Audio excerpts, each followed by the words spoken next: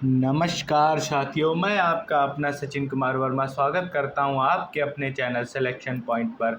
आज हम 2 अगस्त ये 2025 के कुछ बेहतरीन इम्पॉर्टेंट करंट अफेयर के सेशन के साथ आपके साथ जुड़े हुए हैं। मुझे अफसोस है कि जो एसएससी ने हाल ही में जो किया है फेज़ 13 के एग्ज़ाम के साथ स्टूडेंट्स के साथ जो खिलवाड़ किया है, उसके बारे में जानकर काफ़ी बुरा लगता है कि कैसे हमारे इस देश में जो छात्र हैं वो इतनी मेहनत करते हैं और उनको बाद में इस प्रकार की प्रताड़नाएँ झेलनी पड़ती हैं। तो मैं सरकार से आशा करूँगा कि आप प्लीज़ इस पे कुछ ना कुछ कदम ज़रूर उठाइए, ताकि जो छात्र, जो टीचर जिनके साथ जो पुलिस बल के द्वारा जिस प्रकार का ह्यूमिलिएशन किया गया है, उसे सुधारा जा सके, उसे बेहतर किया जा सकता है। और अध्यापकों को, स्टूडेंट्स को अगर सम्मान नहीं मिल पा रहा है तो फिर ऐसी डेमोक्रेसी का कोई फ़ायदा नहीं। एसएससी की मनमानी नहीं चलनी चाहिए। इस जो जितना भी ये केस है उसे हटा देना चाहिए। इस प्रोटेस्ट की मांग सही है, इसे सही करना चाहिए। आप ऐन वक्त पे अगर सेंटर बदल देंगे और टेक्निकल दिक्कतें आएंगी, सर्वर्स नहीं काम करेंगे, तो फिर कैसे स्टूडेंट्स अपने जो साल भर की मेहनत है उसको कैसे जस्टिफाई करेगा। तो ये तो चलिए, सरकारें और जो जितने बड़े बड़े इंस्टीट्यूट्स हैं, अगर वो इन सब चीज़ों का ध्यान नहीं देंगे तो क्या ही होगा। तो अब हम आज के सेशन की ओर बढ़ते हैं। Current affair, daily current affair की इस क्लास में जहां हम एनालिसिस, एक्सप्लेनेशन और इम्पोर्टेंट एमसीक्यू क्वेश्चन भी आपके लिए डेली लाते रहे हैं और लाते रहेंगे।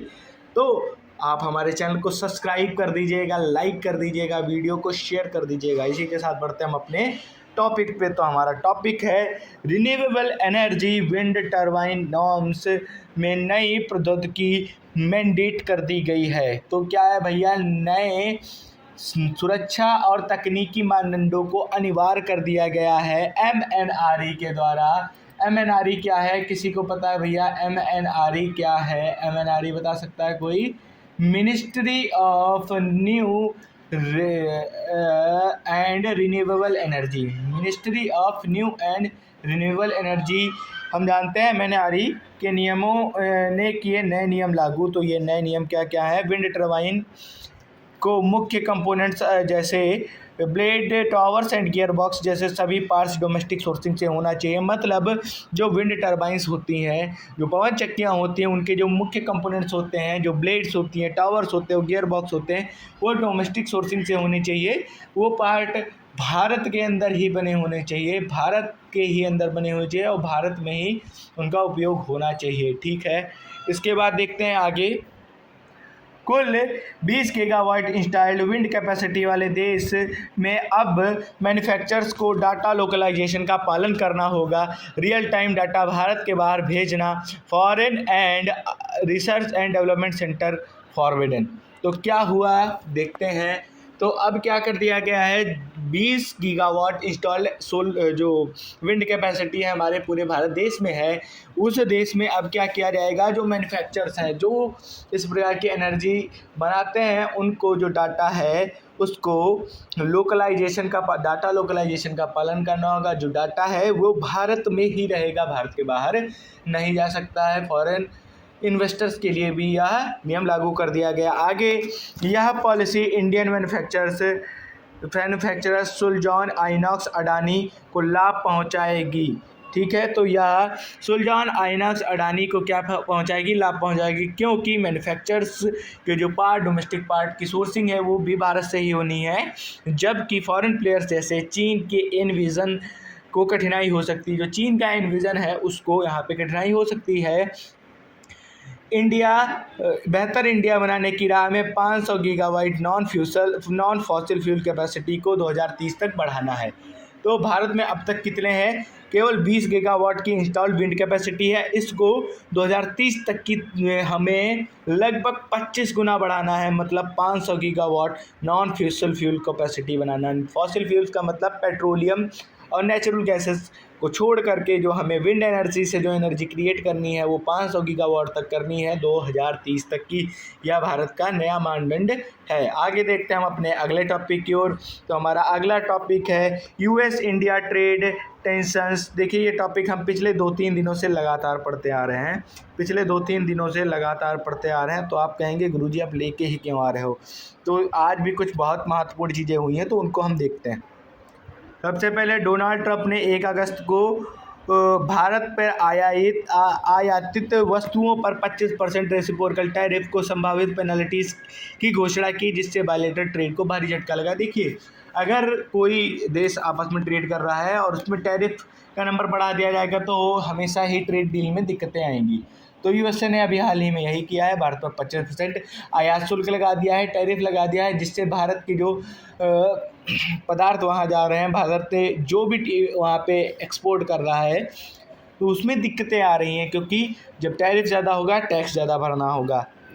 तो ये हो गया और इससे भारत और यूएसए के ट्रेड रिलेशन में कहीं ना कहीं दिक्कतें आएंगी।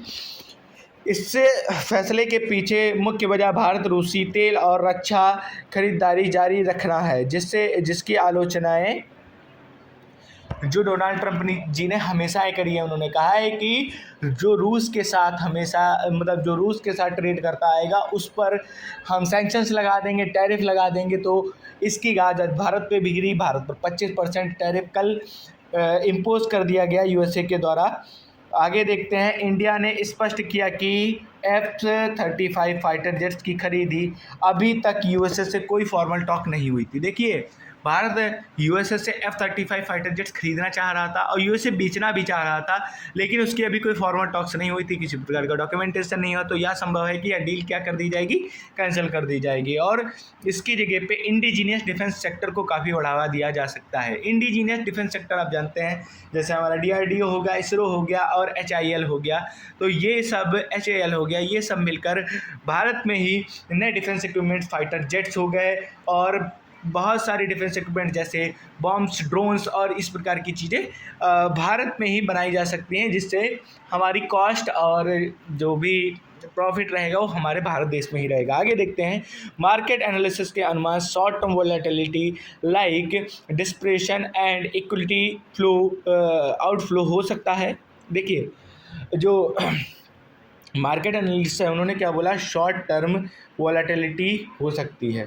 वोलेटिलिटी क्या होती है कि मतलब जो ट्रेड्स है, अब जब उस पर टैरिफ बढ़ जाएगा तो कहीं ना कहीं ट्रेड स्लो हो जाएगी, इसी वजह से डिप्रेशन आ सकता है। लेकिन इस डिप्रेशन से इतना कोई फ़र्क नहीं पड़ने वाला, क्योंकि यह शॉर्ट टर्म के लिए रहने वाला है। लेकिन ट्रेड डाइवर्सिफिकेशन जैसे यूरोप और आसियान और PIL स्कीम से इंडिया रिजिलेंट बनेगा। देखिए अब क्या है, हम जो US को बेच रहे थे, क्या हम किसी और कंट्री को नहीं बेच सकते?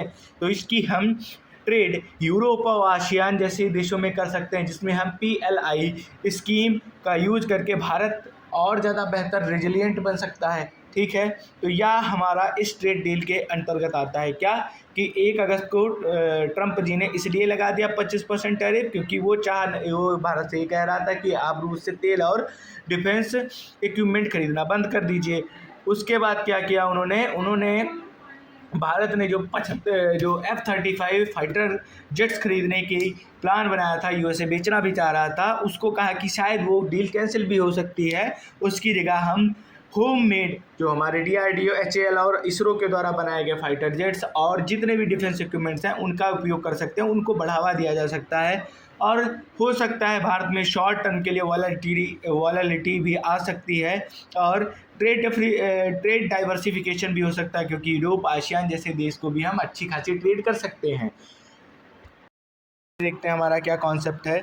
आगे है हमारा एक्सपोर्ट स्ट्रेटजी, पीयूष गोयल के दिशा निर्देश और उपाय।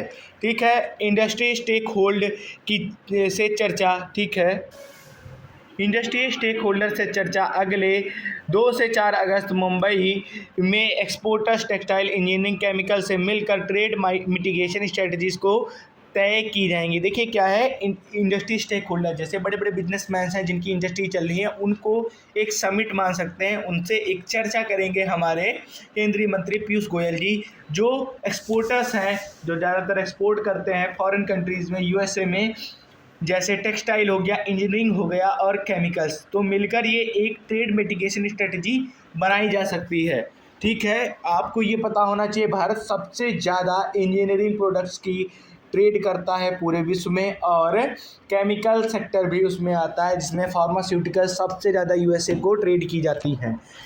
उन्होंने एक्सपोर्टर्स को don't panic look at silver line का संदेश दिया, ट्रेड डील्स, न्यू मार्केट और स्कीम रीपैकेजिंग की बातें कही। देखिए उन्होंने क्या कहा कि जो एक्सपोर्टर्स हैं, आप डोंट पैनिक, आप पैनिक मत कीजिए, आप घबराइए मत, एक सिल्वर लाइनिंग की तरफ देखिए, एक सुनहरे मौके की तरफ देख सकते हैं।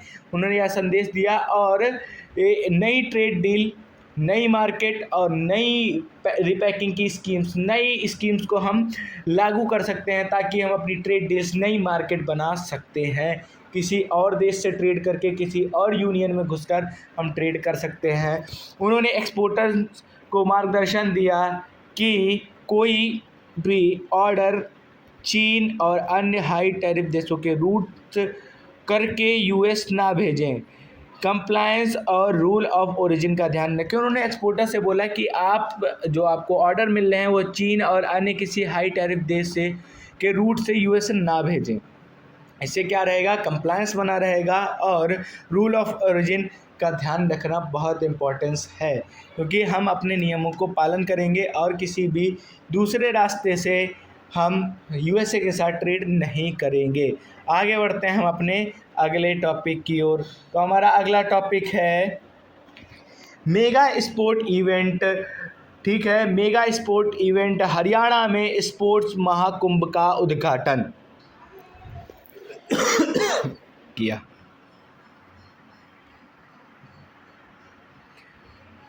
आगे देखते हैं, आगे हमारा कॉन्सेप्ट है, जो हमारा कॉन्सेप्ट है रक्षा रणनीति में बदलाव नहीं, F-35 पर संवाद स्पष्ट।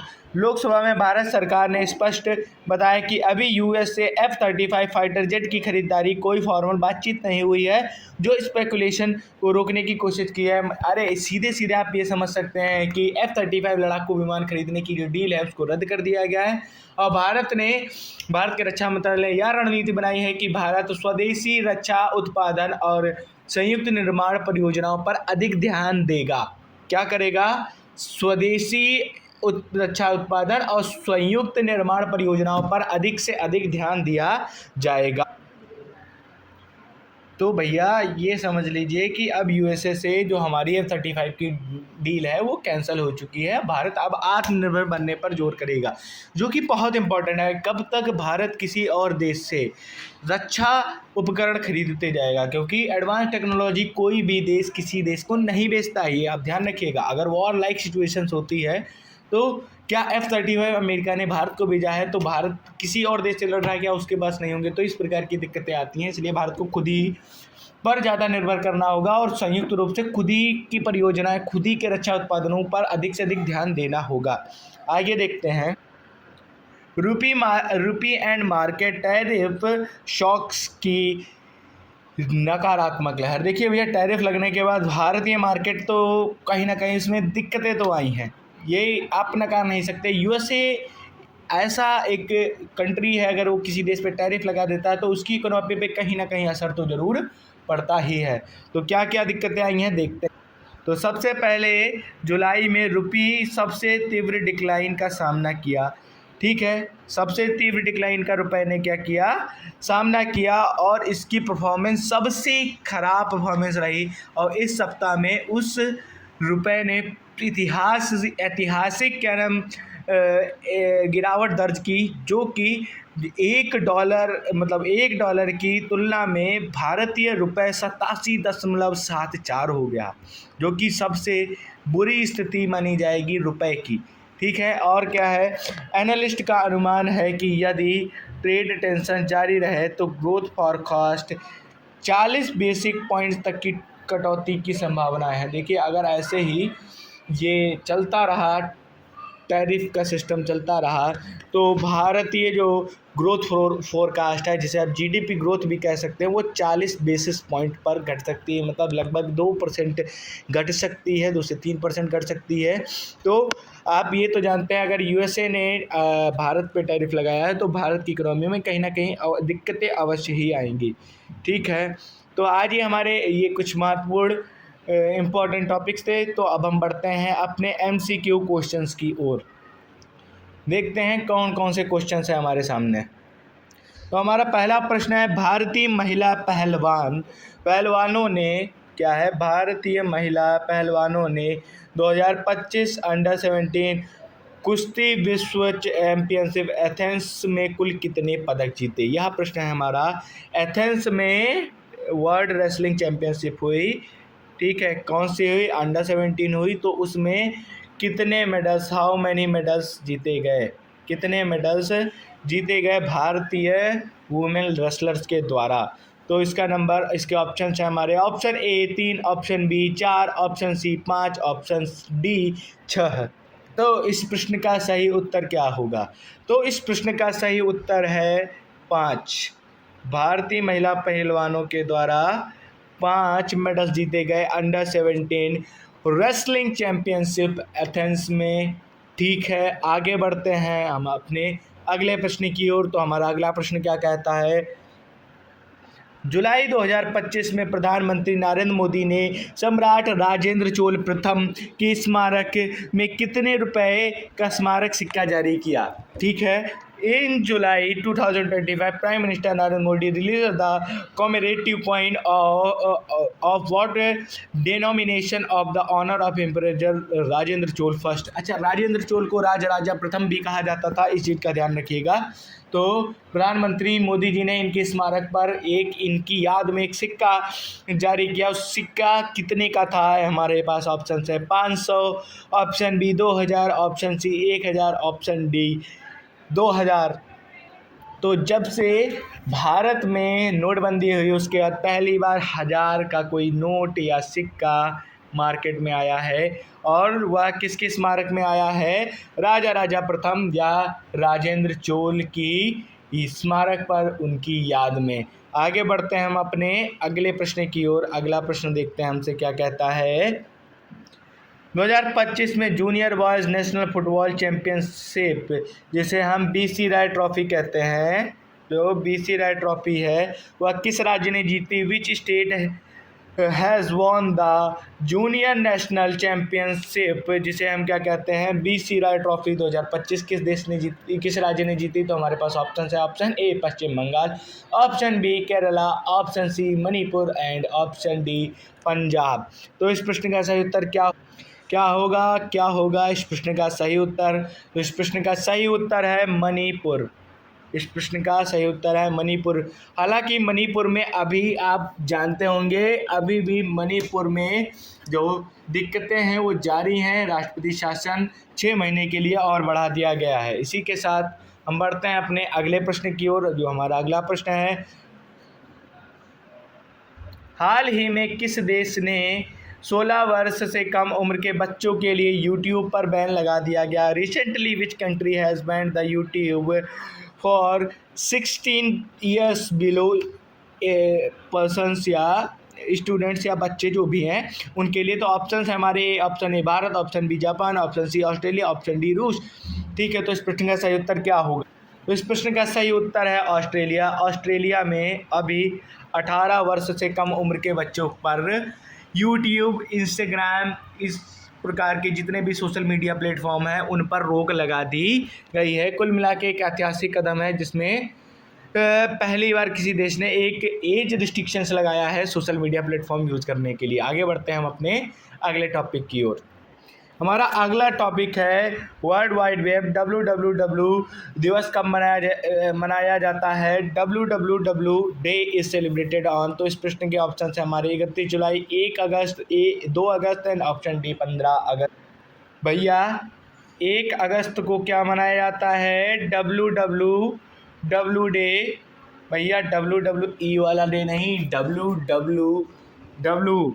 अब भैया वेबसाइट सर्च करते हो तो जिस पे लिखते हैं www. और उसके बाद जो कुछ भी हो, इंडियन आर्मी, एसएससी, जिस प्रकार का भी हो, उसको सर्च किया जाता है। तो इसे कब मनाया जाता है? इसे मनाया जाता है 1 अगस्त को। आगे बढ़ते हैं हम अपने अगले प्रश्न की ओर। अगला प्रश्न है, एम स्वामीनाथन की जयंती किस राज्य में सतत कृषि दिवस के रूप में मनाने की घोषणा की गई है? The birth anniversary of M Swaminathan is to be celebrated as the sustainable agriculture day in which state? तो ऑप्शंस हैं हमारे। ये प्रश्न कह रहा है कि जो हमारे एम स्वामीनाथन जी हैं, उनकी जयंती पर किस देश में, मतलब किस राज्य में सतत कृषि दिवस मनाया जाएगा, इसकी घोषणा हाल ही में की गई है। तो इस प्रश्न के ऑप्शन हैं हमारे। Option A Maharashtra, option B Tamil Nadu, option C Telangana, option D Karnataka.